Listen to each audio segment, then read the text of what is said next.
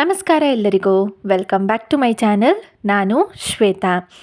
ಈ ವಿಡಿಯೋದಲ್ಲಿ ತುಂಬಾ ಟೇಸ್ಟಿಯಾಗಿರುವಂತಹ ಕಾರ್ನ್ ಪನ್ನೀರ್ ಪರೋಟ, ಅದ್ರ ಜೊತೆಗೆ ಕಾಂಬಿನೇಷನ್ ಆಗಿ ಸ್ಪೈಸಿಯಾಗಿರುವಂತಹ ಟೊಮ್ಯಾಟೊ ಪಲ್ಯದ ರೆಸಿಪಿನ ಶೇರ್ ಮಾಡ್ತಾ ಇದ್ದೀನಿ.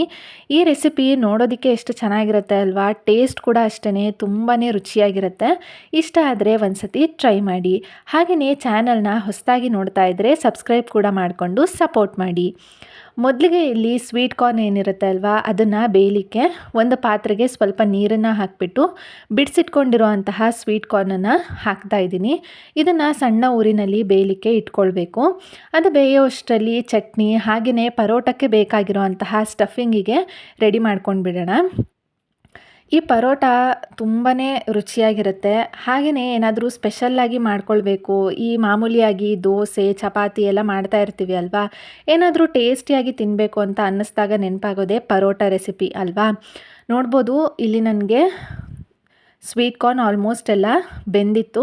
ಹಾಗಾಗಿ ಅದನ್ನು ನೀರನ್ನೆಲ್ಲ ತೆಗೆದುಬಿಟ್ಟು ಆರಲಿಕ್ಕೆ ಇಟ್ಕೊಳ್ತಾ ಇದ್ದೀನಿ. ಈಗ ಇಲ್ಲಿ ನಾನು ಟೊಮ್ಯಾಟೊ ಪಲ್ಯಕ್ಕೋಸ್ಕರ 3 ಟೊಮ್ಯಾಟೊ ಹಾಗೆಯೇ 2 ಈರುಳ್ಳಿನ ಈ ಥರ ದೊಡ್ಡದಾಗೇ ಹೆಚ್ಚಿ ಇಟ್ಕೊಳ್ತಾ ಇದ್ದೀನಿ. ಇದನ್ನು ನಾನು ಚಾಪರಿಗೆ ಹಾಕ್ತಾ ಇದ್ದೀನಿ. ಯಾಕೆ ಅಂತ ಅಂದರೆ ತುಂಬಾ ಚಿಕ್ಕದಾಗಿ ಬರುತ್ತೆ ಸ್ಲೈಸ್ ಮಾಡಿದಾಗ. ಹಾಗಾಗಿ ನೀವು ಬೇಕಾದರೆ ಸಣ್ಣದಾಗಿ ಹೆಚ್ಚಲಿಕ್ಕೆ ಬರುತ್ತೆ ಅಂತ ಅಂದರೆ ನೀವು ಚಾಕುನಲ್ಲೇ ಹೆಚ್ಕೊಂಡು ಬಿಡ್ಬೋದು. ಆದರೆ ಚಾಪರಲ್ಲಿ ನೋಡ್ಬೋದು ತುಂಬಾ ಸಣ್ಣದಾಗಿ ಬರುತ್ತೆ. ಹಾಗೆಯೇ ಈ ಟೊಮ್ಯಾಟೊ ಏನಿದೆ ಅಲ್ವಾ, ಅದನ್ನು ಕೂಡ ಚಾಪರಿಗೇ ಹಾಕ್ತಾ ಇದ್ದೀನಿ. ಮಿಕ್ಸಿ ಮಾಡ್ಕೊಂಡು ಬಿಟ್ಟರೆ ತುಂಬಾ ನುಣ್ಣಗಾಗಿ ಜಾಸ್ತಿ ನೀರು ಬಿಟ್ಕೊಂಡಂಗೆ ಆಗಿಬಿಡತ್ತೆ. ಹಾಗಾಗಿ ಚಾಪರಿಗೇ ಟೊಮ್ಯಾಟೊ ಮತ್ತು ಒಂದು 4 ಖಾರ ಇರೋವಂತಹ ಹಸಿಮೆಣಸಿನ್ಕಾಯಿನೂ ಕೂಡ ಸೇರಿಸ್ಕೊಂಡು ಈ ಥರ ಸ್ವಲ್ಪ ತರ್ತರಿಯಾಗಿಯೇ ಚಾಪ್ ಮಾಡಿ ಇಟ್ಕೊಳ್ತಾ ಇದ್ದೀನಿ. ಹಾಗೆಯೇ ಸ್ವಲ್ಪ ಬೆಳ್ಳುಳ್ಳಿನೂ ಕೂಡ ಸಣ್ಣದಾಗಿ ಕಟ್ ಮಾಡಿ ಇಟ್ಕೊಂಡಿದ್ದೀನಿ. ಈಗ ಒಂದು ಪ್ಯಾನನ್ನು ಕಾಯಲಿಕ್ಕೆ ಇಟ್ಕೊಂಡು ಚೆನ್ನಾಗಿ ಕಾದಾದ ನಂತರ 3 ಚಮಚ ಆಗೋಷ್ಟು ಎಣ್ಣೆನ ಹಾಕ್ತಾ ಇದ್ದೀನಿ.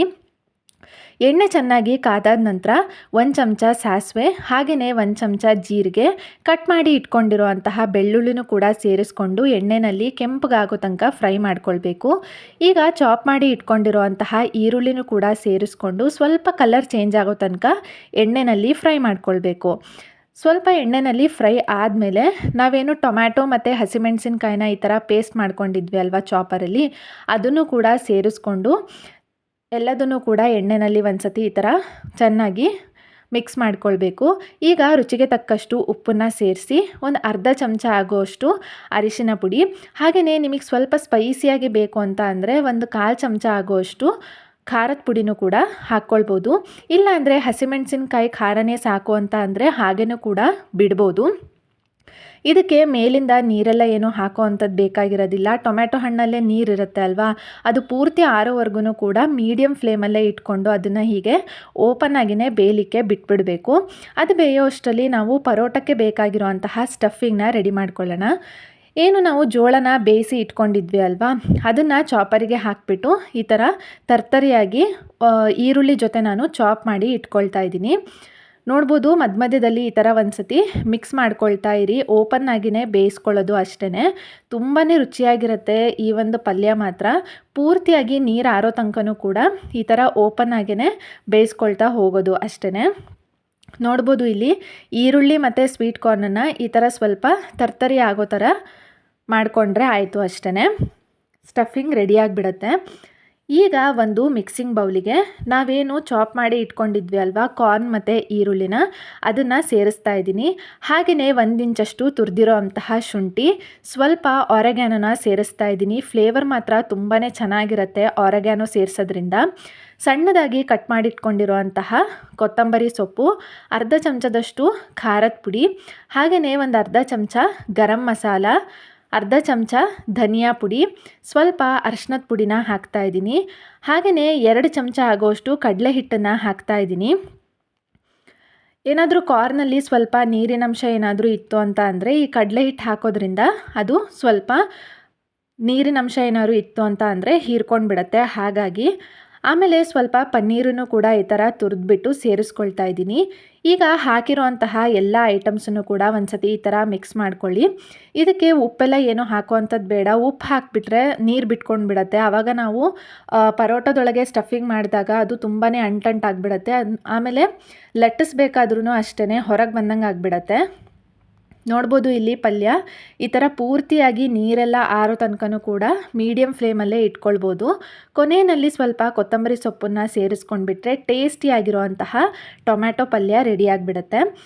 ಈಗ ಇಲ್ಲಿ ನಾನು ಆಲ್ರೆಡಿ ಮುಂಚೆನೇ ಪರೋಟದ ಹಿಟ್ಟನ್ನು ರೆಡಿ ಮಾಡಿ ಇಟ್ಕೊಂಡಿದ್ದೆ.